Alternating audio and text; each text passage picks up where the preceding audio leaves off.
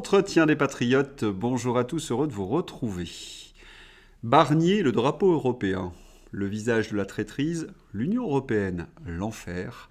Avant de répondre à ces deux questions et traiter de nombreux sujets d'actualité, vous connaissez la coutume sur cette chaîne, je commence toujours mon entretien par remercier ceux qui justement m'ont permis de le produire, car ils m'ont financé à l'aide des merci rémunérateurs. Et aujourd'hui sont à l'honneur des fidèles parmi les fidèles, Stéphane Stenou, AH Bretagne, ma chère princesse parfaite, Serge, Filou et Kiki, Pierre Chaudron, Rodogune Petit Pas, Philippe Bohen, Carré Bernard, Jean-Claude Garapon et Nouveau Solfège. Merci à eux du fond du cœur. Et puis je tenais à vous remercier pour votre fidélité. Oui, il faut aider la réinformation. Comment faire? Il suffit de lever le petit pouce, écrire de gentils messages et diffuser sur d'autres réseaux sociaux. Merci à tous. Le scandale. Séquence hallucinante. Nous sommes dirigés par des gens qui détestent la France. Barnier recadre un enfant aux cérémonies du 11 novembre parce qu'il n'agite qu'un drapeau français. Il lui donne l'ordre d'y ajouter aussitôt le drapeau de l'Union européenne. Les deux vont ensemble, c'est très important, il faut toujours mettre les deux ensemble. Mais arrêtons avec ces gens qui nous détestent et détestent la France. Arrêtons avec ça. Avec eux, dans quel autre pays voit-on une scène masochiste pareille? Dehors Barnier, dehors si vous n'aimez pas le drapeau français. Si cette scène suscite tant le malaise, c'est que Barnier force un enfant à agiter le drapeau de notre humiliation et de notre destruction. Glaçant. Tenez, cela rappelle ces êtres sadiques qui forçaient les enfants à porter des masques à l'extérieur, la fameuse muselière. Et je ne vais pas faire aujourd'hui un long exposé sur l'Union européenne pour montrer la toxicité de cette institution. Non, juste un tour d'actualité, cela suffira. Premier dossier, politique étrangère. Des hommes politiques européens sont arrivés en Géorgie pour soutenir les manifestants financés par les gouvernements occidentaux. Des représentants des ministères des Affaires étrangères d'Allemagne, de France, de Pologne, de Lituanie, de Lettonie, d'Estonie, de Suède et de Finlande ont exprimé leur soutien aux manifestants lors du rassemblement. Nous sommes l'Europe. Ce sont des fainéants qui voyagent d'un pays à l'autre. Ils continuent à répandre les mensonges que nous avons entendus tout au long de cette période. Nous savons tous très bien de quel genre de personne il s'agit, a réagi le maire de Tbilissi, Kaladze. C'est effrayant lorsqu'on y réfléchit, car l'Europe ne peut plus survivre sans expansion, c'est-à-dire par impérialisme. Et oui, lorsqu'un empire se rétracte, il meurt, donc il a toujours besoin de conquérir de nouvelles terres. L'Europe pratique donc l'ingérence étrangère et donc la déstabilisation de petits pays, le colonialisme au nom des valeurs européennes. Ils ont donc agi de la sorte dans un pays à l'Est dirigé par un ex-clown en 2014. 2024, bandérisme, guerre, 600 000 morts. L'Europe, c'est la paix, la bonne blague. L'expansion européenne peut être territoriale, Moldavie, Géorgie, Ukraine, ou commerciale avec les traités de libre-échange, le Mercosur. Plus de 600 parlementaires français affirment leur opposition au Mercosur. Qu'est-ce que le Mercosur? C'est donc un traité de libre-échange entre l'Europe, le Brésil et une partie des pays d'Amérique du Sud. Et ce traité est une aberration commerciale, sanitaire et écologique. Et oui, ce sont ces Européens qui d'un côté imposent des normes totalitaires dites écologiques aux Européens, mais de l'autre qui signent des accords commerciaux pour importer des denrées alimentaires de l'autre bout de la planète, comme le Brésil. Comment expliquer une telle incohérence, une telle tartufferie? Pot de vin, corruption? Pour l'instant, je n'ai pas d'autres explications, parce qu'à côté du scandale écologique, il y a bien évidemment le scandale sanitaire, résumé par un joli mot. Demain, cette ferme sera fermée. Il n'y aura plus de merde dans mes prairies, mais elle se retrouvera dans vos plats. Et c'est tout le drame donc de l'agriculture française, qui risque de disparaître, accablée de normes européennes contraignantes, mais qui ne sont pas imposées à leurs concurrents. Oui, la concurrence déloyale, c'est l'Europe, et c'est surtout détruire l'excellence agricole française. Remarquez qu'il y a quand même de la cohérence dans les politiques européennes. Oui, c'est la haine de la France.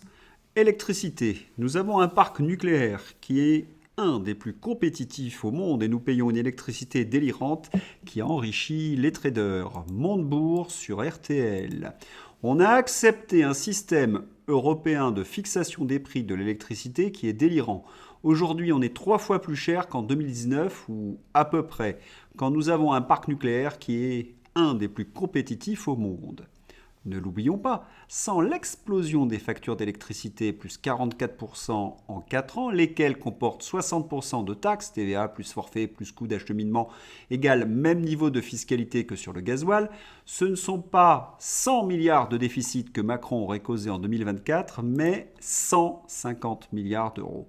Les politiciens français européistes sapent jour après jour le pouvoir d'achat des ménages, mais également la compétitivité de nos entreprises. Philippe Murer. Une vague de faillites déferle sur la France. Défaillance de 66 000 entreprises en un an et 150 000 emplois menacés. Le gouvernement Barnier et toutes les fausses oppositions au Parlement semblent dépassées, ne répondent aucunement à ce problème. Il est urgent de changer de cap économique, de protéger les entreprises françaises de la concurrence étrangère déloyale, protectionnisme et patriotisme économique, de relancer la croissance, sinon la vague se transformera à terme en tsunami. L'Allemagne est dans une situation encore plus dramatique. L'Europe décroche, pour reprendre les analyses de Draghi ou de Lagarde. Mais comment est-ce possible ?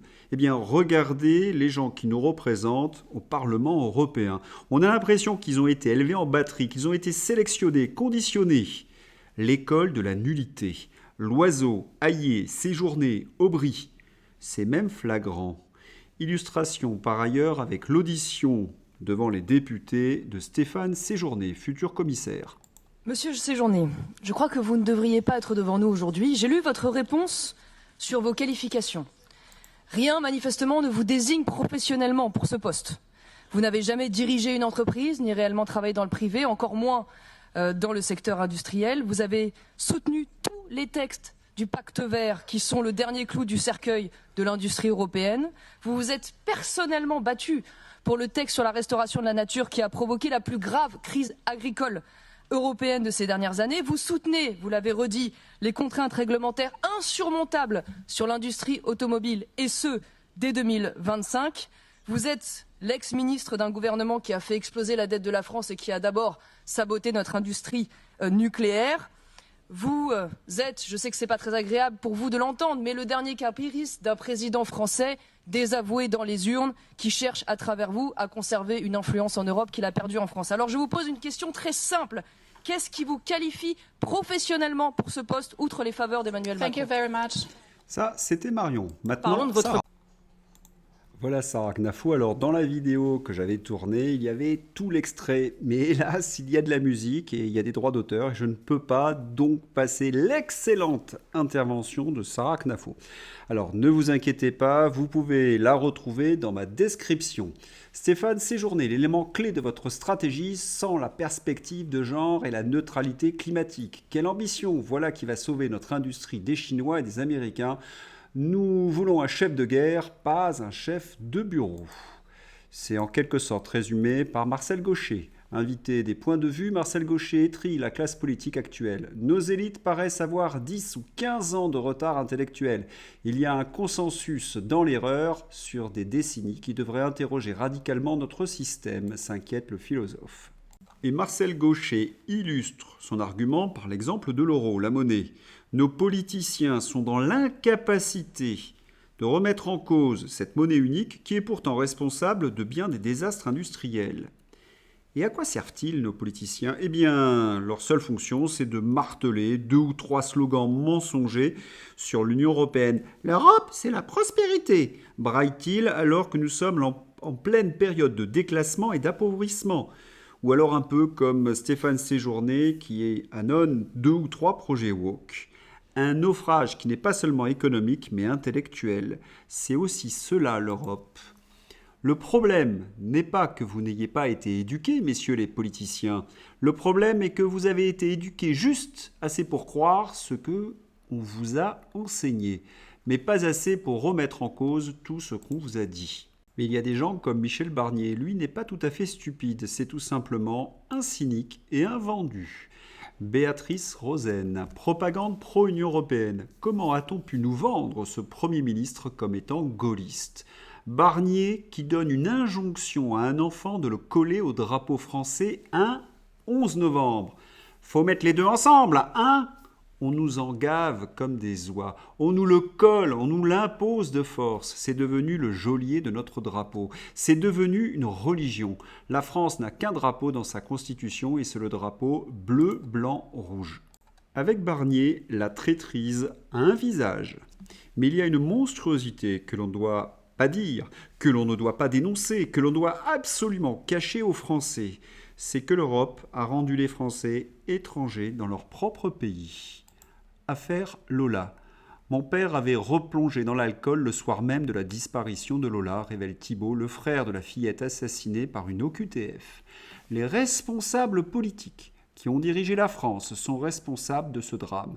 La mort horrible d'une fillette, le père mort de chagrin, une famille détruite, parce que des gens, au nom de la lâcheté, de l'idéologie, refusent de prendre les décisions qui s'imposent. Et c'est quelque chose d'assez rare dans l'histoire de voir la priorité de cette classe politique française qui est de taxer les Français, de les priver de liberté et généralement de les insulter.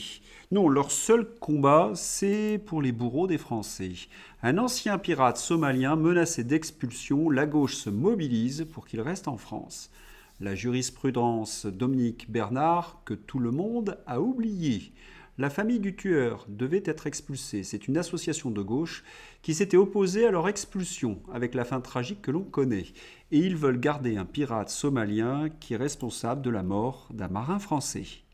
Pas de commentaires.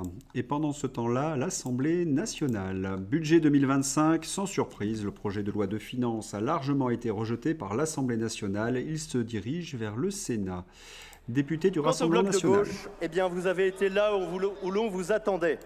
Vous avez proposé des augmentations d'impôts, des dizaines de milliards d'augmentations d'impôts, des impôts jusqu'à l'absurde, avec son lot de taxes zinzin, taxes sur les bouteilles en plastique, taxes sur les ascenseurs, taxes sur le carburant des pêcheurs, taxes sur l'eau touristique, taxes sur les assurances vie, taxes sur la consommation d'eau potable en entreprise.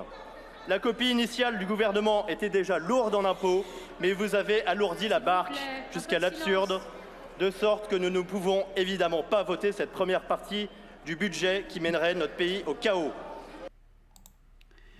Ta gueule, facho, t'es une grosse poubelle. Ce 12 novembre, en séance de questions au gouvernement, plusieurs incidents ont éclaté. Des injures ont fusé depuis les bancs de la France insoumise. Rigolez pas, c'est avec votre pognon, comme disait Coluche. Vous avez donc l'ensemble des députés qui ne proposent aucun plan d'avenir, aucune mesure permettant de lutter contre le déficit structurel et d'investir pour l'avenir. Non, rien, on continue comme avant. Ah si, on taxe les Français et on s'insulte entre les différents groupes. Un véritable naufrage. Et pendant ce temps-là, aux États-Unis, Donald Trump nomme Elon Musk à la tête d'un ministère de l'efficacité gouvernementale. Le patron de Tesla, SpaceX et du réseau social X a investi plus de 100 millions de dollars dans la campagne du républicain pour sa réélection à la présidence des États-Unis. En France, Macron a comme conseiller Bellatar et ses journées. Aux USA, Trump est conseillé par Elon Musk. Une toute petite différence. Médias US, la faillite. Urgent, la compagnie Comcast envisagerait de vendre MSNBC car les audiences du média ont chuté de plus de 50% depuis l'élection. Dernière nouvelle, CNN va licencier des centaines d'employés, y compris certaines de ses plus grandes stars, selon Puck News. La nouvelle survient alors que Chris Wallace de CNN annonce qu'il ne reviendra pas après l'expiration de son contrat. Les mensonges de ces médias US, pendant la pandémie, pendant l'élection présidentielle, leur wokisme, leur ont fait perdre toute crédibilité. Désormais, les Américains s'informent sur les réseaux sociaux. Pensez qu'autrefois CNN avait plus de 16 millions de spectateurs par jour. Aujourd'hui, c'est 800 000. L'anéantissement. En France, est-ce que nous connaissons la même situation ? Nos médias sont différents. Enfin, non, ils sont pires. Pendant la campagne présidentielle américaine, tous ces journaux ont fait la retape pour Kamala Harris. L'Amérique est de retour, le bilan économique reluisant de Joe Biden. C'est dans l'immonde. Slate, une économie dynamique et une population en colère, le paradoxe des États-Unis avant l'élection. Europe 1, États-Unis, pourquoi la réussite économique du mandat de Joe Biden n'est pas décisive dans la campagne. L'Express, Raphaël Gallardo, économiste, les résultats de Joe Biden sont excellents. France Info, présidentielle américaine, quel bilan pour Joe Biden après un mandat au goût inachevé. Et le journaliste salue le bon bilan économique de Joe Biden. De la pure propagande. Pour sortir du déni, il faudrait admettre que les revenus réels de la majorité des Américains ont fortement baissé sous Biden. Difficile à dire quand on adopte un biais aveuglément pro-Biden au mépris de la réalité, difficile vécue par les Américains. L'inflation a été de 18% en 4 ans et plus 25% pour la nourriture à cause de la guerre d'Ukraine qui a fait exploser les prix de l'énergie et des matières premières.